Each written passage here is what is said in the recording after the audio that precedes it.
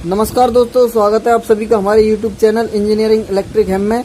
दोस्तों, basic electrical engineering के हम 4 लेक्चर पहले कंप्लीट कर चुके हैं। उसमें हमने कुछ कंप्लीट किया था। आज हम आपको सर्किट का सॉल्यूशन करना सिखाएंगे कि सर्किट का सॉल्यूशन कैसे करते हैं। उस सर्किट के सॉल्यूशन से पहले हम कुछ उसके इम्पोर्टेंट टर्म्स को देख लेते हैं कि क्या इम्पोर्टेंट टर्म्स हैं जिससे हम सर्किट को सॉल्व कर सकते हैं। तो दोस्तों, हम स्टार्ट करते हैं। सबसे पहले जो एलिमेंट होते हैं, 2 एक्टिव एलिमेंट और पैसिव एलिमेंट, उनके बारे में देख लेते हैं हम। सबसे पहले हम देखेंगे एक्टिव एलिमेंट। तो एक्टिव एलिमेंट वे एलिमेंट होते हैं सर्किट में। एक्टिव एलिमेंट वे एलिमेंट होते हैं जो एनर्जी या पावर डिलीवर करने की क्षमता रखते हैं, एक्टिव एलिमेंट कहलाते हैं। जैसे कि कोई भी एलिमेंट है वो पावर को कंज्यूम नहीं कर रहा है, मतलब पावर डिलीवर कर रहा है, पावर दे रहा है अपने को जो पावर दे रहा है, उस एलिमेंट को हम बोलेंगे एक्टिव एलिमेंट। तो दोस्तों, एक्टिव एलिमेंट 2 है। एक तो independent current source,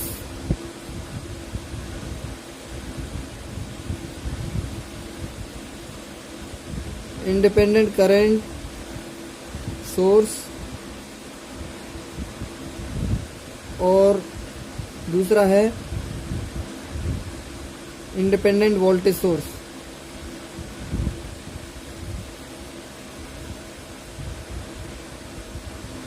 independent voltage source. दोस्तों, एक्टिव एलिमेंट के बारे में आप रूबरू हो गए हैं एक्टिव एलिमेंट से कि वे एलिमेंट जो एनर्जी या पावर को डिलीवर करते हैं उनको हम एक्टिव एलिमेंट बोलते हैं। ये क्लास नंबर 4 है, लेक्चर नंबर 4। तो उनको हम एक्टिव एलिमेंट बोलते हैं। अब दोस्तों, दूसरे नंबर पर आ जाता है पैसिव एलिमेंट। तो पैसिव एलिमेंट किसे बोलते हैं? पैसिव एलिमेंट वे एलिमेंट होते हैं जो पावर को कंज्यूम करते हैं। पावर को कंज्यूम करना, पावर को लेना, पावर को कंज्यूम करना, पावर को लेना कहलाता है। तो वे एलिमेंट जो पावर को कंज्यूम करते हैं, यानी पावर को अपनी तरफ लेते हैं या पावर को खर्च करते हैं, उनको पैसिव एलिमेंट कहते हैं। तो पैसिव एलिमेंट होते हैं रेजिस्टेंस, इंडक्टेंस और कैपेसिटेंस। रेजिस्टेंस की यूनिट ओम होती है, इंडक्टेंस की हेनरी और कैपेसिटेंस की फैराड, कैपेसिटर की फैराड।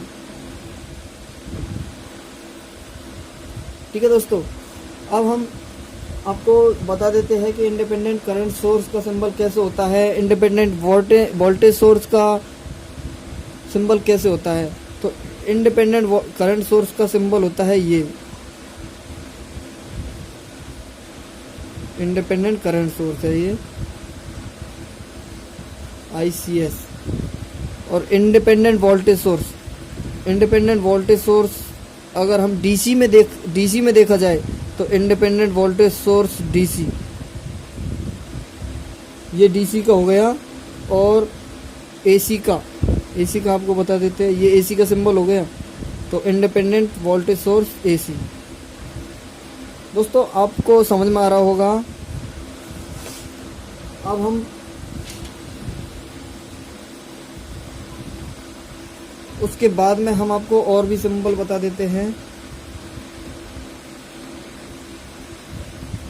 चलो दूसरे टर्म पर आते हैं, वो टर्म है नोड। तो सर्किट में नोड किसे बोलते हैं? आपको डायरेक्ट ऐसे भी क्वेश्चन आते हैं कि दिए गए सर्किट में कितने नोड है। तो दोस्तों, अगर आपको नोड के बारे में कुछ जानकारी होगी तो आप नोड की संख्या को निकाल पाओगे। तो नोड की संख्या निकालने के लिए हम आपको नोड की डेफिनेशन बता देते हैं। तो नोड की डेफिनेशन है कि 2 या 2 से अधिक पैसिव एलिमेंट एक साथ जुड़े और वहाँ से करंट डिवाइड हो तो नोड कहलाता है। इट मीन्स 2 या 2 से अधिक पैसिव एलिमेंट, जैसे कि एक पैसिव एलिमेंट ये है और एक पैसिव एलिमेंट ये है, और यहाँ पर ये करंट जा रहा है, तो करंट डिवाइड हो चुका है। एक आधा करंट इधर हो गया, आधा करंट इधर हो गया। यहाँ से करंट आई है, यहाँ I1 और यहाँ I2 हो गया, तो ये नोड हो गया।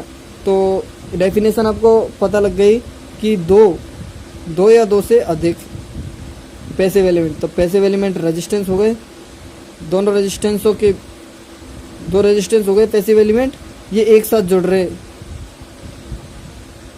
और यहाँ से जो करंट है, करंट दो भागों में डिवाइड हो रही है, एक इधर और एक इधर, तो ये नोड हो गया, इसको हम नोड बोलेंगे। ओके, और भी है, जैसे कि अगर ये दो रेजिस्टेंस है और ये दो रेजिस्टेंस है, तो इसमें कितने नोड हैं? तो दोस्तों आप मेरे को बताएंगे कि इसमें सर दो नोड है, लेकिन दो नोड नहीं है, इसमें सिर्फ एक नोड बनेगा यहाँ पर, क्योंकि एक नोड से ही हम सर्किट को सॉल्व कर सकते हैं इसमें। ठीक है, क्योंकि इन दोनों नोडों को हम जोड़ के एक ही जगह पर कर देंगे, तो जैसा कि आपको बता दूं, मैं दोनों नोडों को जोड़ के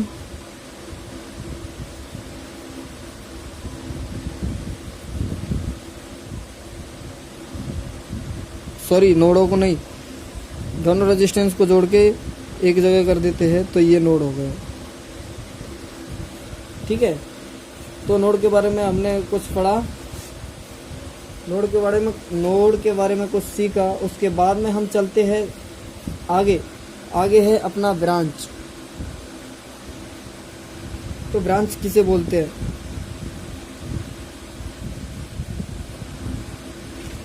दोस्तों ब्रांच, अभी हमने जो नोड पढ़े थे, तो यह नोडों के बीच में जो कनेक्टिंग पाथ है, जैसे ये नोडों के बीच में कनेक्टिंग पाथ है।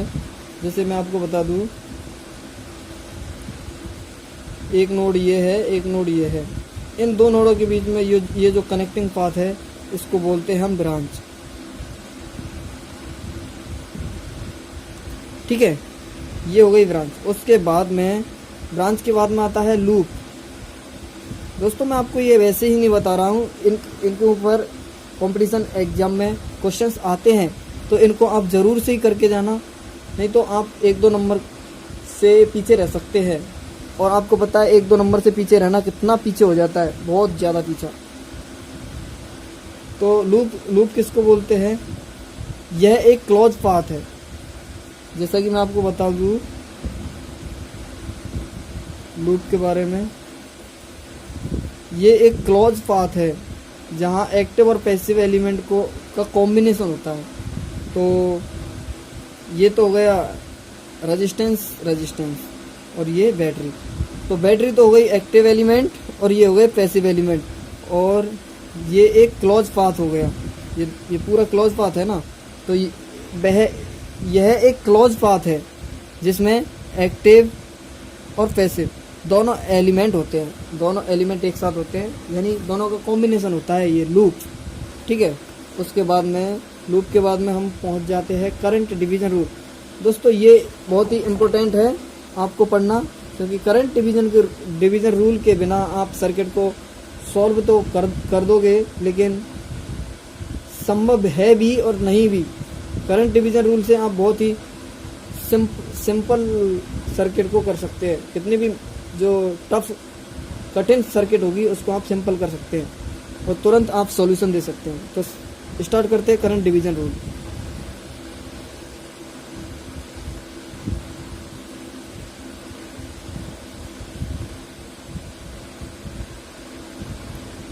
करंट डिवीजन रूल यह रूल है। करंट डिवीजन रूल तब ही अप्लाई होगा, ये जब ही अप्लाई होगा जब दो रेजिस्टेंस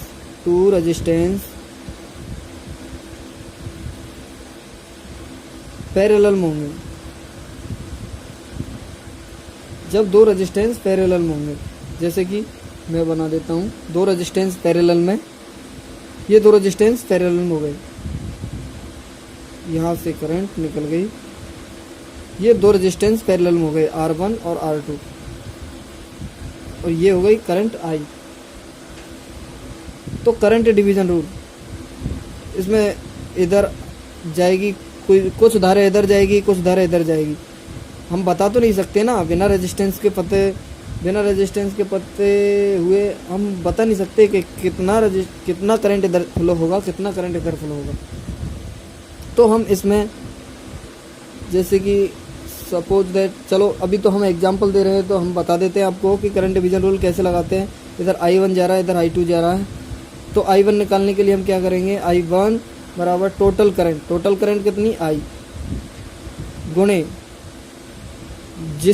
जिसमें आप करंट निकाल रहे हो उसके पैरेलल में कौन सा रेजिस्टेंस है, वो रेजिस्टेंस R2 अपॉन दोनों रेजिस्टेंसों का जोड़ R1 प्लस R2।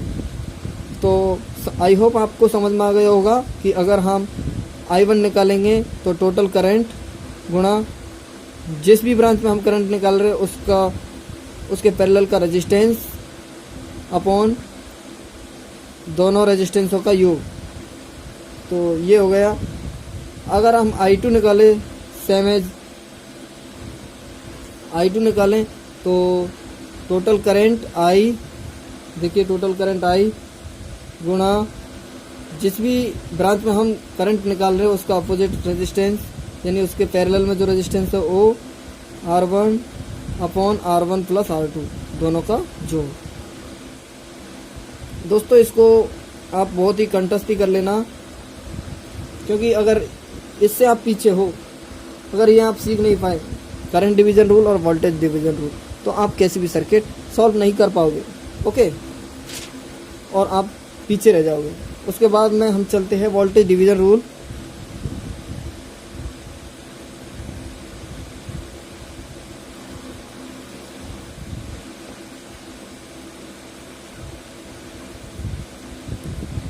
तो दोस्तों वोल्टेज डिवीजन रूल ये दोनों एक दूसरे के अपोजिट जैसे है। जैसे कि करंट डिवीजन रूल तभी सर्किट में अप्लाई होगा जब दो रेजिस्टेंस पैरेलल में होंगे, और वोल्टेज डिवीजन रूल सर्किट में तभी अप्लाई होगा जब दो रेजिस्टेंस सीरीज में होंगे। जैसे दो resistance series R1 R2, total voltage B, इसमें B1 इसमें B2। तो वोल्टेज डिवीजन रूल कैसे लगाते हैं देखिए, हम आपको बताते हैं। जैसे कि हमने निकाला B1, तो B1 वोल्टेज डिवीजन रूल से कैसे निकालेंगे, टोटल वोल्टेज गुणा जिस भी ब्रांच में, यानी जिस एलिमेंट के अक्रॉस हम वोल्टेज ड्रॉप निकाल रहे हैं वही एलिमेंट, जैसे रेजिस्टेंस है तो रेजिस्टेंस R1, जिस रेजिस्टेंस के अक्रॉस हम वोल्टेज ड्रॉप निकाल रहे हैं वही रेजिस्टेंस गुना में होगा अपॉन R1 प्लस R2, ठीक है। उसके बाद में अगर हम निकाल रहे हैं वोल्टेज V2, तो V2 निकालेंगे तो टोटल वोल्टेज गुणा जिस भी रेजिस्टेंस के अक्रॉस हम वोल्टेज ड्रॉप निकाल रहे हैं वो resistance upon R1 plus R2। दोस्तों आपको समझ में आ गया होगा voltage division rule, current division rule. अगर आपको फिर भी समझ में नहीं आया तो आप वीडियो बैक करके देख सकते हो और अपने कंसेप्ट को क्लियर कर सकते हो, क्योंकि करंट डिवीजन और वोल्टेज, मैं बार बार बोल रहा हूँ कि करंट डिवीजन रूल और वोल्टेज डिवीजन रूल आपके लिए मोस्ट इम्पोर्टेंट है एग्जाम के पॉइंट ऑफ व्यू से, ओके। तो दोस्तों बस आज के लिए इतना ही, और आप देखते रहिए कंटिन्यू मेरी वीडियो।